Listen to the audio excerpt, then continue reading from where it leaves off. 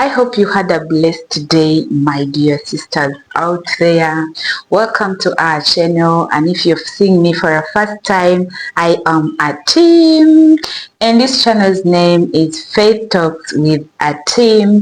So you are most welcome. In this channel, I do videos about faith, business, family, and relationships in general. Yeah. So if that's the kind of content you'd love to identify with, kindly subscribe to the channel and be part of this amazing family. Today I want to chat with you. Let's talk about parenting. As I do my housework, I'm at home today because I have a long list of house chores to do. I'll be cleaning up, I'll be washing, I'll be doing lots of things, and also cooking some dinner for my children and my husband. So we shall talk about parenting along the way, and feel very free to comment, share, and like the video, and also turn on your notification bells. I do upload videos more frequently, once or twice in a week. They always talk about a woman dressing up in the morning, even if you're not going to work outside, but even in your home, just dress up and look good and look beautiful, just to do your homemaking job. So this is how I'm dressed. One challenge that I have, let me turn a 360. Yes, one challenge that I have is putting on shoes when I'm in my house. So I guess you can see it is a challenge, you see, because I'm just kind of used. In my house, I walk barefoot. I don't know what I can do about this. Maybe I should just start trying every day. Just start trying to wear the shoes. But I really find it challenging, and I'm to wear shoes in the house. After cleaning my house, I always move with my feet on the floor. Though sometimes I put on stockings, especially if it is cold. I put on stockings because stepping on the tiles can kind of be cold. So that is it. So let's go and start doing our work. As parents, we all want to raise well-behaved, responsible, and disciplined children. However, disciplining children can be challenging, but it is an essential part of parenting, especially if we the parents learn effective strategies for setting boundaries and also teaching our children right from wrong without yelling at them. When we are stressed, we are tired, or feeling overwhelmed, let me share with you some scriptures that can help us in our parenting journey, starting with Proverbs 22 verses 6. Train a child in the way he should go, and when he is old, he will not turn from it. Proverbs 13:24. He who spares the rod hates his son, but he who loves him is careful to discipline him. Hebrews 12:11. No discipline seems pleasant at the time, but painful. Later on, however, it produces a harvest of righteousness and peace for those who have been trained by it. Proverbs 29:15. The rod of correction imparts wisdom, but a child left to himself disgraces his mother. Ephesians 6:4. Fathers, do not exasperate your children. Instead, bring them up in the training and instruction of the Lord. Proverbs 22:15. Folly is bound up in the heart of a child, but the rod of discipline will drive it far from him. These scriptures emphasize the importance of discipline in parenting. I want to encourage parents to discipline children in a way that is both firm and loving, with the goal of helping them to grow and develop into responsible and righteous individuals. Proverbs 22:15 emphasizes that folly is bound up in the heart of a child, but the rod of discipline will drive it far from him.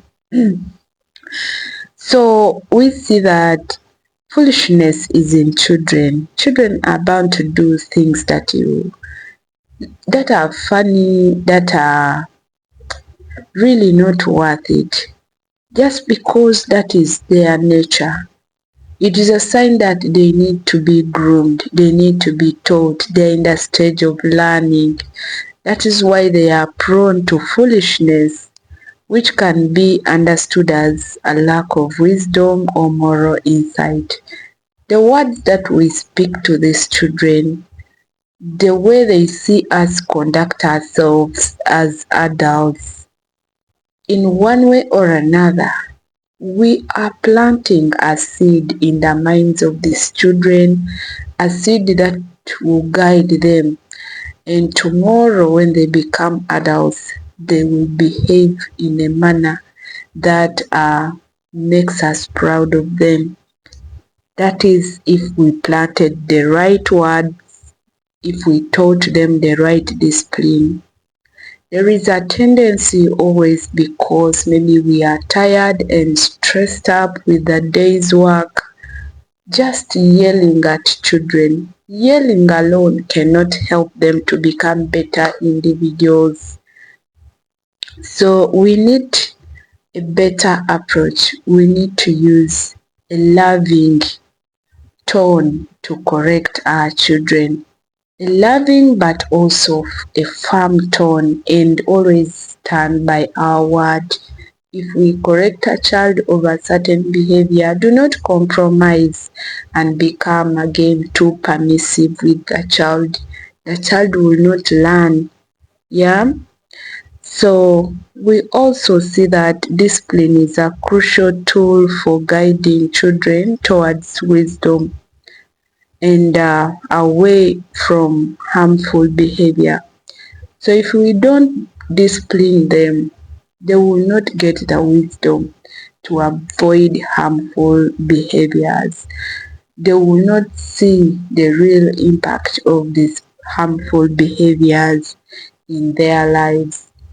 Yeah, I want you to imagine a little teen girl who starts straying away from home at an age where they are not grown or mature enough to make decisions for themselves.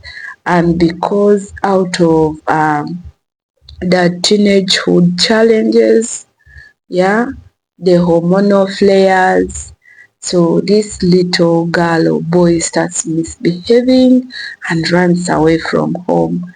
You know, it is not that it is the best choice that they've done, or they've made the right choice, but these children are struggling with a decision making. Even scientifically, they are frontal precortex, which is responsible for decision making, it is not well developed, so they are really struggling with decision making. They need guidance. That's why they need to depend on a parent to help them, to guide them to make the right decision about their lives. Disciplining a child is a parental responsibility. So parents are entrusted with the responsibility to discipline their children lovingly and consistently. And this also reflects God's discipline of his children. Even us, before the eyes of God, if we are straying, he disciplines us. We have seen in so many generations back, God used to discipline his children, his people. He disciplined the children of Israel. He disciplined the children who were living in the city of Sodom and Gomorrah. So God is a disciplinarian. So he expects us also to discipline our children so that they walk straight. They take the right path. If we just leave them on their own, they are bound to struggle. I know all of us as parents, if we flash back in our childhood, there are certain things that we used to do as children that we still remember, that we were disciplined for. And today, as adults, we can sit down and flash and reflect on the discipline that we went through and thank our parents for teaching us actually the right thing. It is now that when we are grown up that we can appreciate the discipline that our parents did to us. No? Hebrews 12:11 says no discipline seems pleasant at the time. Every discipline, when a child is maybe caned, when a child is summoned and is sat down to be talked to and rebuked over a bad character, they feel bad at that time. They feel attacked. They will get annoyed. They will retaliate. Yeah, some will even deny to eat. Yeah, even me as the child version of me, I used to have those behaviors. Yeah, if I'm rebuked, I would even go quiet, not talk to anyone. But as an adult now, I now reflect and see the goodness in the discipline that was instilled to me by my parents, you know. So even us today as parents, we should appreciate that disciplining a child is very good, because later on it produces a harvest of righteousness and peace for those who have been trained by it. Yes, when you go through discipline, you grow up and mature into a responsible individual, an individual who pursues righteousness, who pursues truth, you know. I remember as a child there was a time we broke mommy's plates in the house, and when she asked who broke these plates, everyone was like, no, no, no, no, not me, not me. So it seemed like the plates by themselves broke themselves and they remained down there. But actually, somebody did it, and I remember my mom telling us, you have to speak the truth. Who broke? So when she sat us down and told us, if you speak the truth, I will not cane you. But if you all deny, I'm going to cane. So that's when the real person who broke the plates now said, Mommy, it is me. So I asked to be forgiven for lying, for refusing in the first place, and then also for lying actually, you know, and then you forgive it. You're trying to instill morals into this child to always speak the truth, not to be somebody who lies, you know. So disciplining a child, you can do it in various ways. It's not only the rod, but you can also sit this child down and talk to them and understand, yeah, understand how they feel. Okay, sometimes we may discipline a child over something they actually didn't do. Maybe you assume, which is also very common, that you may assume somebody did it, but when they were actually not the ones who did it. Especially if you have very many children, you have to be very, very careful when you are disciplining your children over something that there is no eyewitness about who exactly did it. Yeah, and then also overcorrecting all the time, being so strict. Sometimes we have to leave that, to loosen a bit and allow children to be children. You know, at that time of at that stage of their lives, they are exploring a lot of things, they are experimenting. So when they make mistakes, yeah, you have to loosen a bit, okay? But also don't loosen and completely remove your eye off them. You loosen but keep your eye watching. I always see mothers when they are training the little one not to, their babies not to touch fire. They will light a candle and the baby will be excited over the candle. Tell the baby, leave the candle. The baby will try to touch the candle. Leave the candle. The baby tries to touch the candle.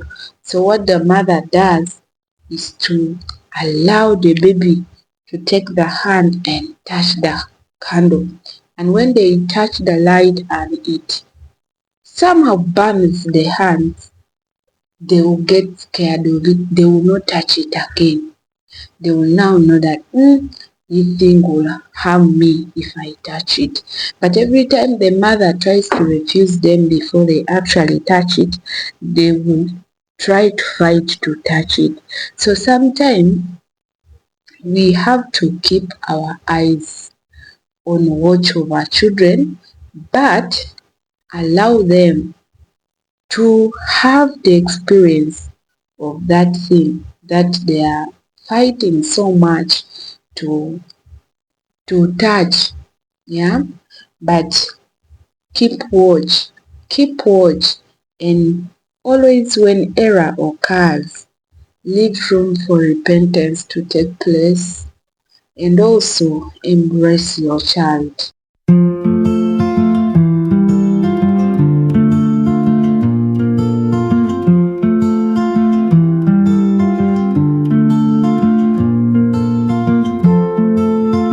It has really been a very long day for me, but thank you so much for sticking around.